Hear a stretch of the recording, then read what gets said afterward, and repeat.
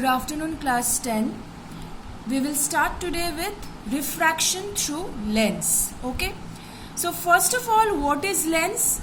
Lens is nothing but a transparent refracting medium which is bounded on two sides by either two spherical surfaces or one spherical and another plane surface. So let's see the classification of lens then. You know, we have two types of lenses, convex and concave lens. Forget about this part, I'll tell you later on. Convex lens is of three types. Now first of all, what is convex lens? The one which is actually, you will find, thicker in the middle and thinner at the ends or periphery. Whereas concave is always thicker at the ends or periphery and thinner in the middle. Okay.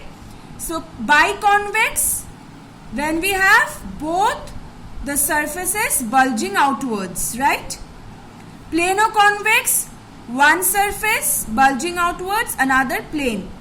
Concavo-convex, see, this part is bulging outwards and this part is inwards, curving inwards.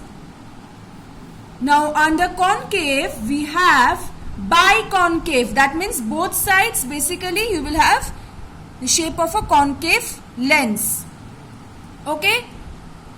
Plano-concave, one side concave, that means the carved part, another side you have plane. Convexo-concave, obviously you can understand convexo-concave. Okay. Now we have concavo-convex and convexo-concave, both have one side concave, one side convex. And what is the difference? One will act as a convex lens, obviously it will have the property of convex lens, it will have the property of concave lens. Okay, done. Now let's come to the next topic, which is action of lens as a set of prisms.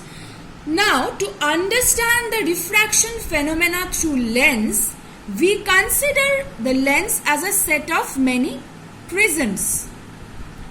Now for simplicity, we can actually consider the central part as a rectangular glass slab, parallel sided glass slab with, see, two prisms, one above, one below, two prisms.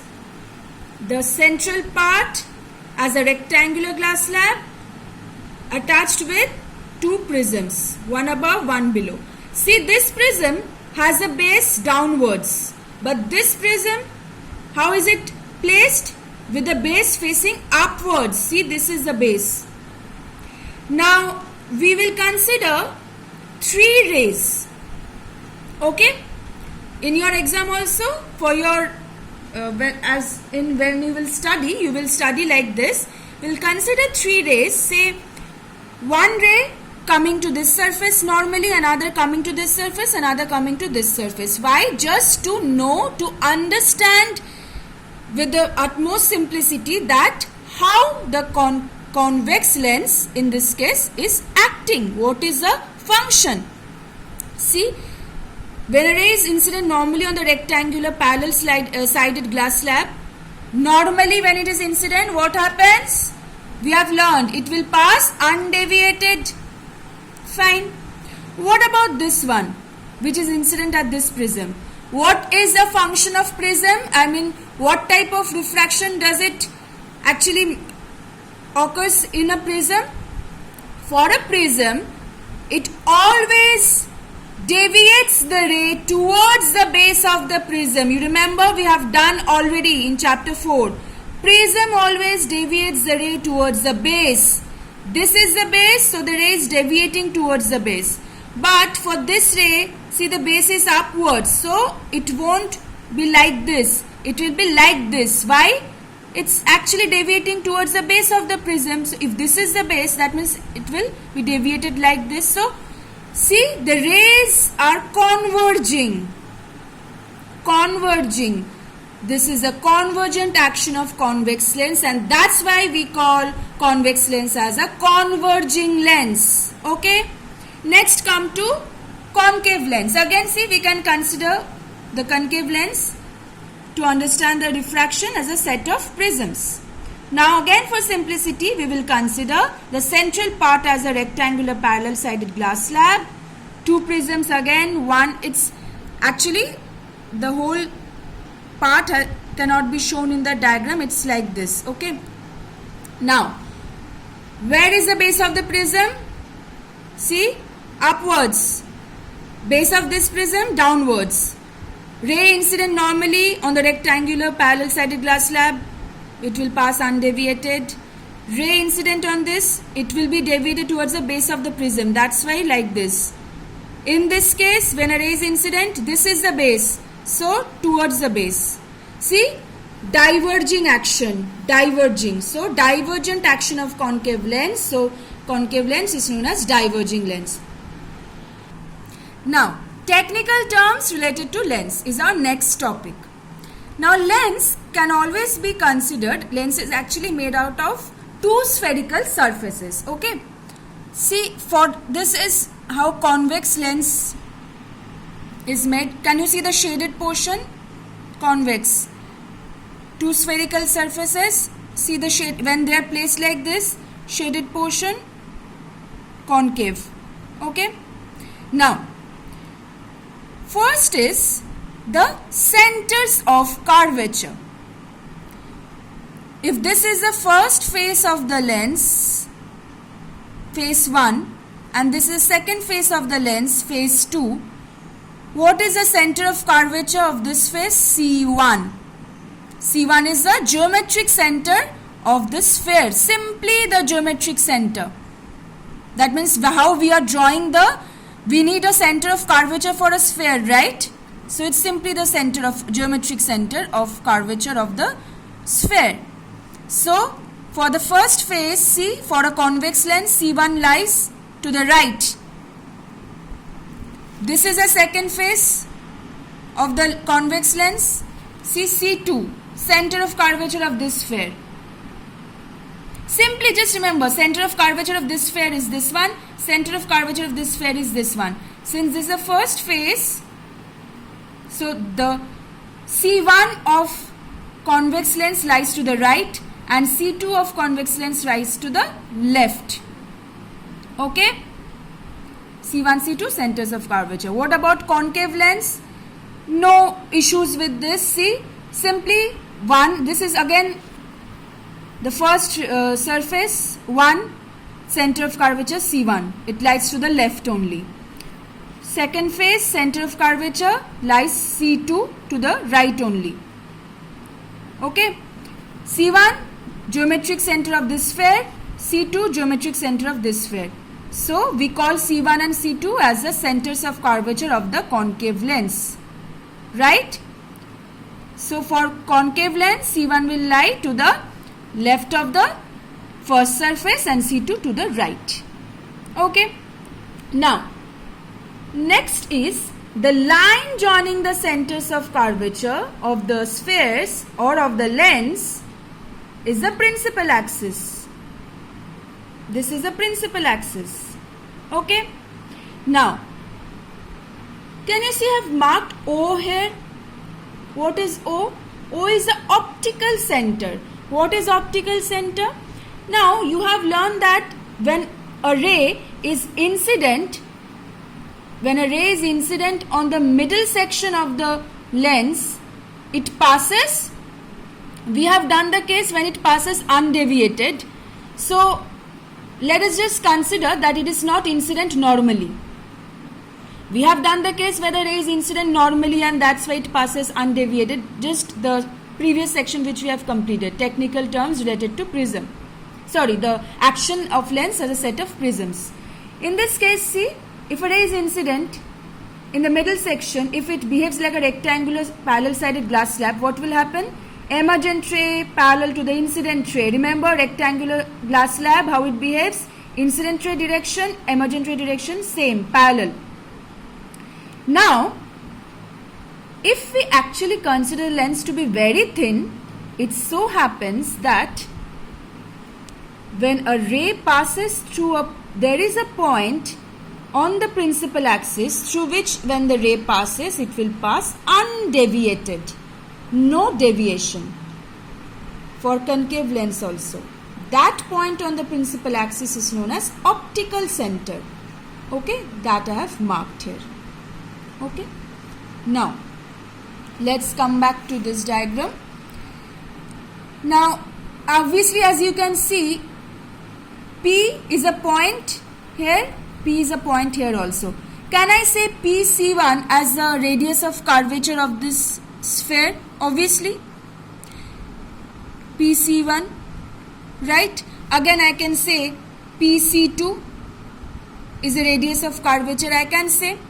Now, what happens when the lens is very thin? When the lens is very thin, see, if the lens is very thin, isn't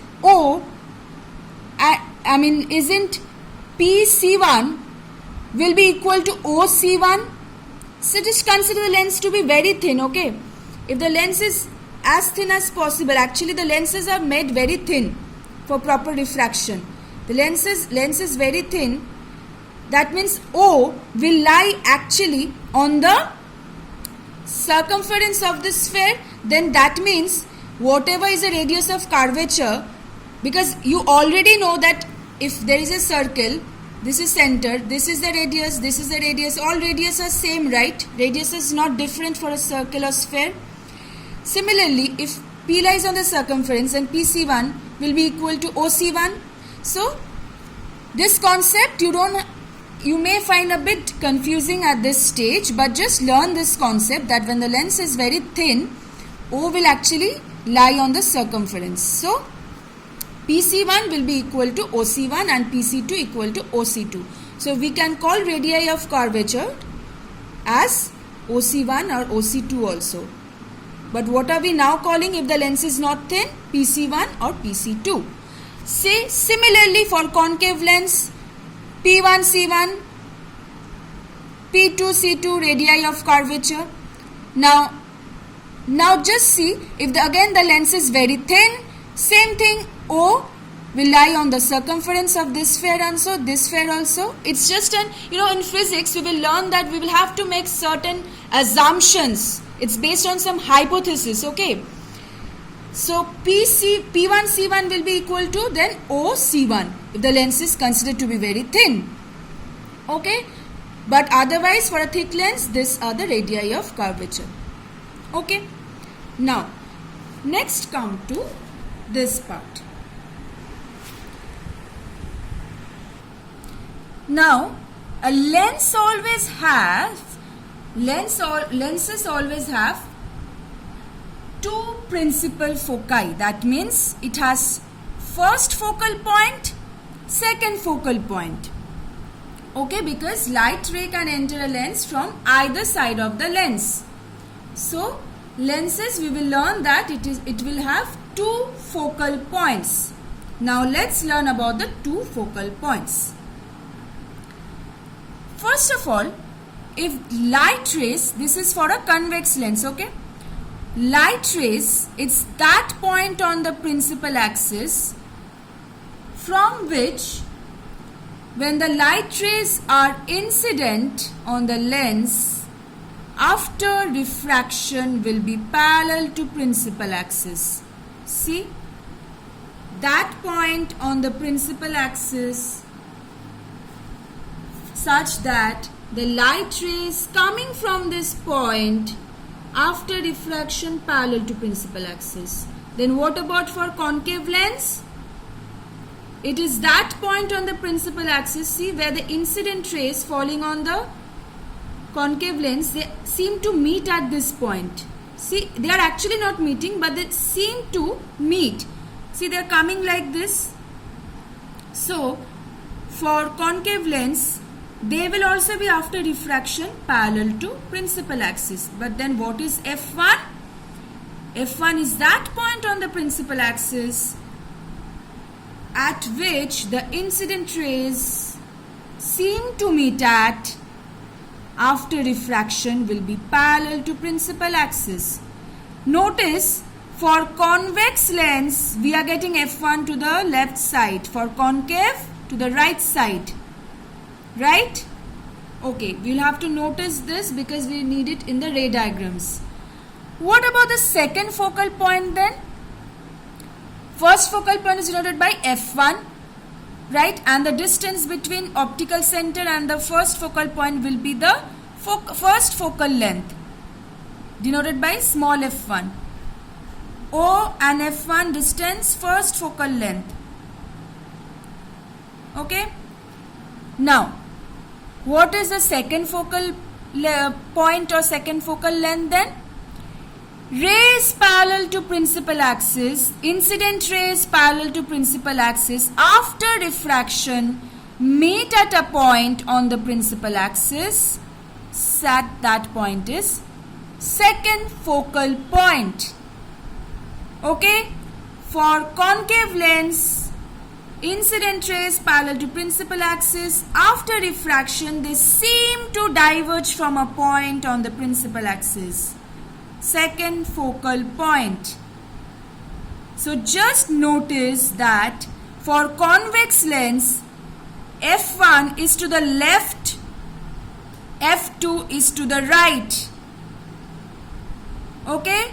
So what is OF2 then? What is this distance? Distance between O and F2? It will be second focal length. This distance is second focal length.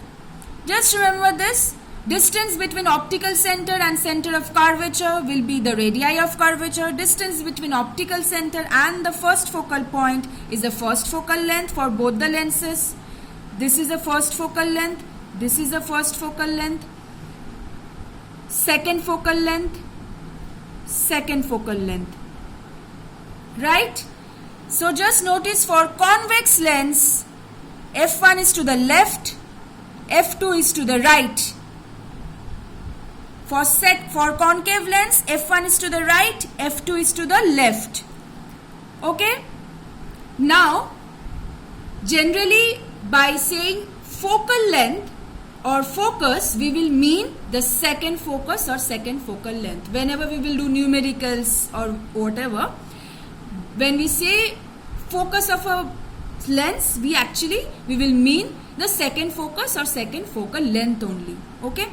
But for ray diagrams, you will need f1, f2 both.